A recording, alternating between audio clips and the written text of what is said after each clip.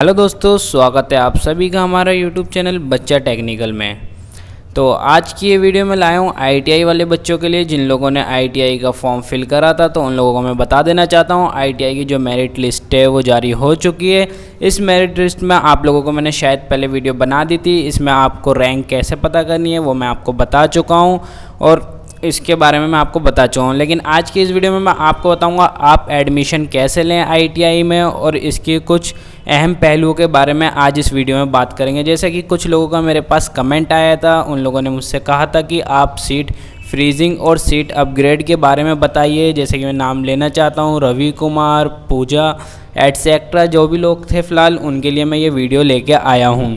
तो इस वीडियो में मैं आपको पूरा प्रोसेस बताऊंगा आप आईटीआई में कैसे एडमिशन ले सकते हैं और इसमें आप सीट फ्रीजिंग का मतलब क्या है या अपग्रेड का मतलब क्या है। सबसे पहले चलिए हम आपको खोल के दिखा देते हैं आईटीआई की साइट, दिल्ली आईटीआई जो भी है। ये देखिए, आप अपने मोबाइल फ़ोन या लैपटॉप कंप्यूटर से ओपन कर सकते हैं। ये पहला वाला लिंक आप ओपन कर लें।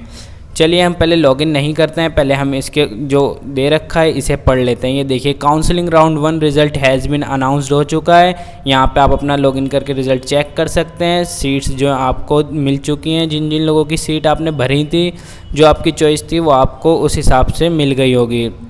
तो मैं आपको बढ़ के बता देता हूँ। ये देखिए, reporting and fees submission can be done online through online mode and there is no offline mode this year.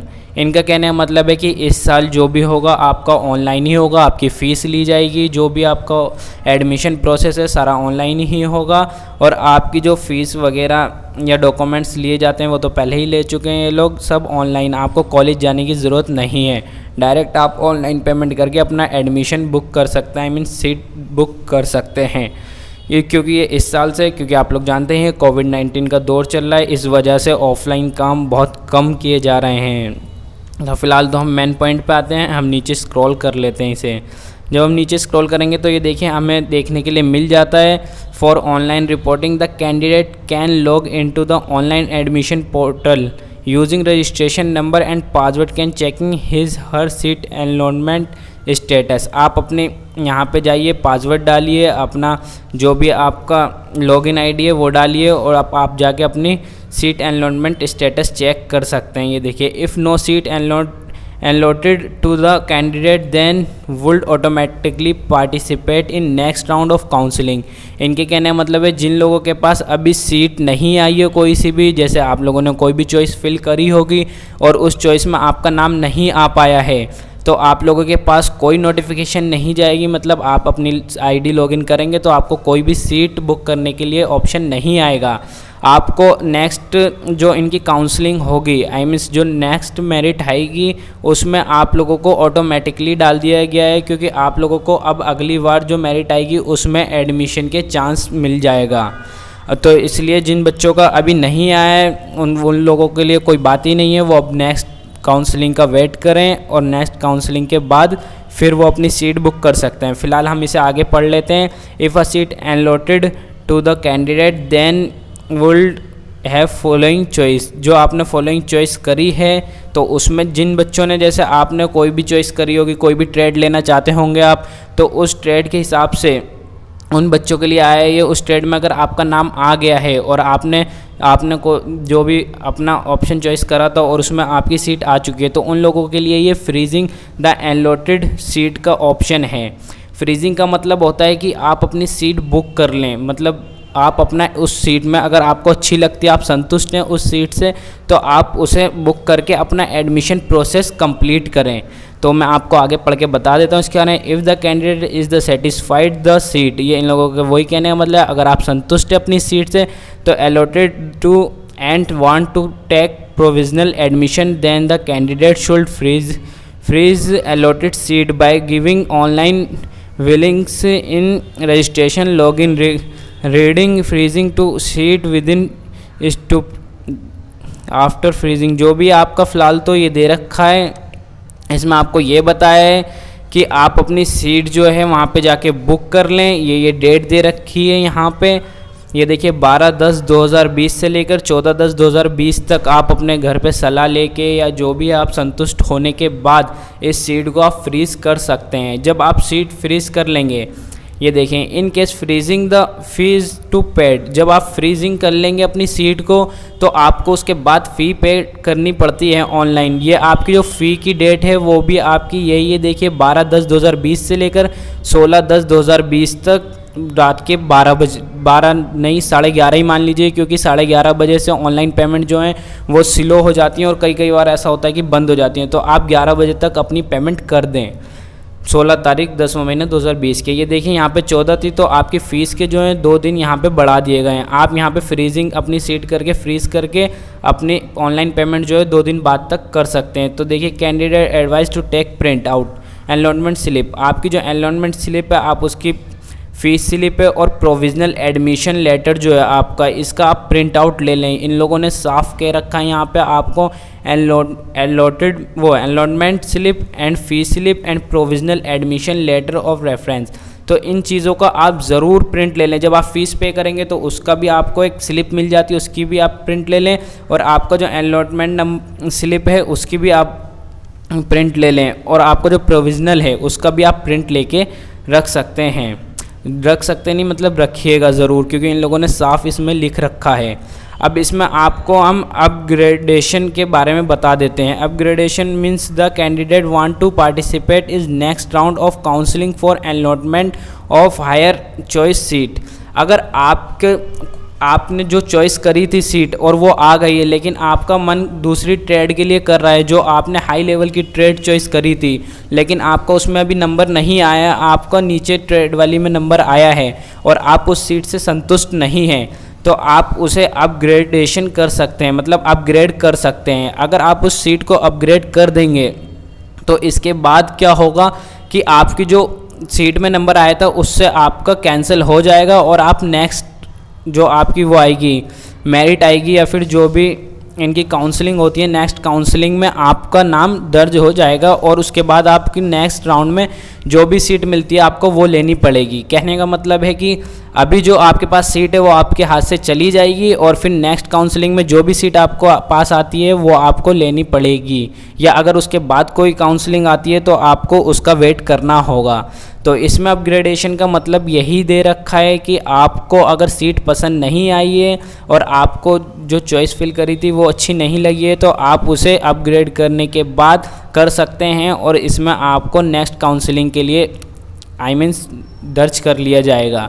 लेकिन अगर आप अपनी सीट फ्रीजिंग कर लेते हैं तो ये समझ लीजिए आपने जो सीट ले ली है बस आपको वही मिलेगी। अब उसके अलावा आप और दूसरी ट्रेड के लिए अप्लाई या फिर आपका नंबर आता है नेक्स्ट काउंसलिंग में तो नहीं आएगा, क्योंकि वो आपका नाम हटा दिया जाएगा वहाँ से। तो ये देखिए यहाँ पे देखिए साफ दे रखा है, किसी भी जानकारी के लिए वेबसाइट पे दिए गए हेल्पलाइन नंबर पर कॉल करें। और ये देखिए यहाँ पे आपको ये दे रखा है ईमेल, आप ईमेल द्वारा भी पता कर सकते हैं। अगर आपको ये जो यहाँ पे टर्म्स दे रखे हैं पढ़ने में अगर दिक्कत होती है तो आप यहाँ पे हिंदी में यहाँ पे भी आप पढ़ के समझ सकते हैं। जैसे कि मैं दिखा देता हूँ आपको। ये देखिए, अपग्रेडेशन का मतलब है कि उम्मीदवार उच्च पसंद वाली सीट के आवंटन के लिए अगली दौर की काउंसलिंग में भाग लेना चाहता है। यदि एक उच्च पसंद वाली सीट उम्मीदवार को आवंटित की जाती है तो वह पहले से आवंटित सीट खो देगा, मतलब जो आपकी पहले वाली सीट है वो आप उसे खो देंगे और नेक्स्ट काउंसलिंग के लिए दर्ज अप्लाई हो जाएंगे।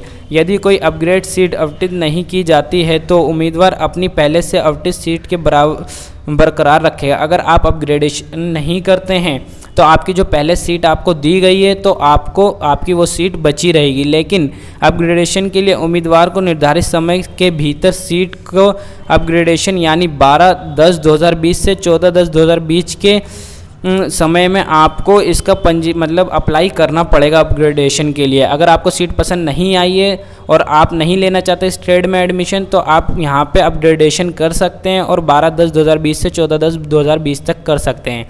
सिंपल सा, अगर आपको सीट पसंद आ गई है तो आप सीट को फ्रीज कर दीजिए। आपको उसी ट्रेड में जाना है अगर तो उसे फ्रीज करने के बाद आप 12/10 से लेकर 16/10/2020 तक इसकी फ़ीस पेमेंट कर दीजिए फ्रीज़ करने के बाद। लेकिन अगर आपको सीट पसंद नहीं आई है तो आप वहाँ पे 12/10/2020 से 14/10/2020 तक इसे अपग्रेड कर सकते हैं और नेक्स्ट काउंसलिंग के लिए आप अप्लाई कर सकते हैं। अपग्रेड कर देंगे तो वो खुद ब खुद नेक्स्ट काउंसलिंग में आपका नाम आ जाएगा। और नेक्स्ट काउंसलिंग में अगर ट्रेड्स अच्छी आ जाती हैं, मतलब आपकी रैंक के हिसाब से आपको और अच्छी ट्रेड्स मिल जाती हैं, बच्चे एडमिशन नहीं लेते हैं, तो आपका अच्छी ट्रेड में भी नाम आ सकता है। लेकिन अगर आपका बच्चों ने एडमिशन ले लिया और सीट्स फुल हो गई तो आपका उस ट्रेड से भी आपको हाथ धोना पड़ेगा।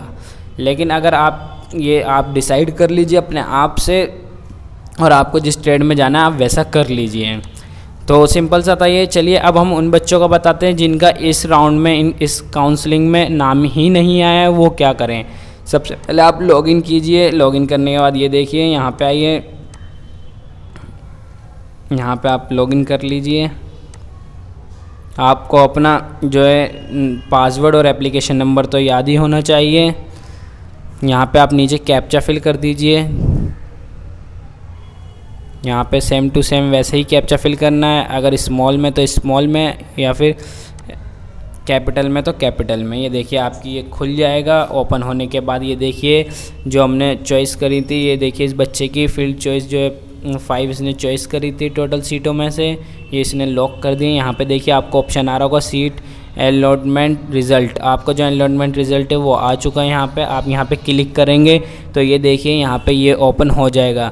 Dear candidate, as per your field choice no seat has been allotted to you in this round. कहने का मतलब है इनका इस काउंसलिंग या इस राउंड में आपने जो चॉइस फिल करी थी उसमें आपको एक भी सीट नहीं दी गई है।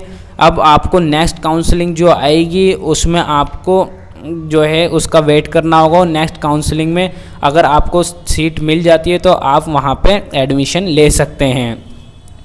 तो ये देखिए जिन बच्चों का नहीं आया है वो घबराएं बिल्कुल भी नहीं, क्योंकि अभी नेक्स्ट काउंसलिंग आएगी और जहाँ तक है उसके बाद एक काउंसलिंग और आ सकती है। तो प्लीज़ आप वेट करें, घबराने वाली बात नहीं है।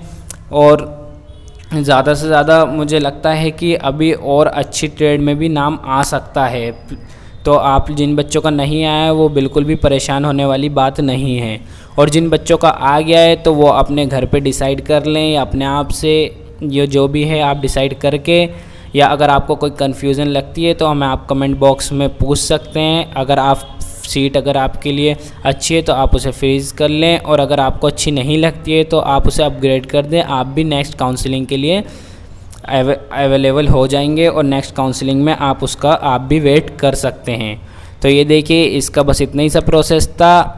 और मैं आपको बता देता हूँ कि अगर आप फ्रीज़ कर लेते तो प्लीज़ 16 तारीख से पहले आप अपनी पेमेंट ज़रूर कर लीजिए, क्योंकि अगर आप पेमेंट नहीं करेंगे 16 तारीख तक तो आपकी वो सीट हाथ से चली जाएगी और ना ही आप नेक्स्ट काउंसलिंग के लिए हो पाएंगे और ना ही उस सीट को आप रोक पाएंगे।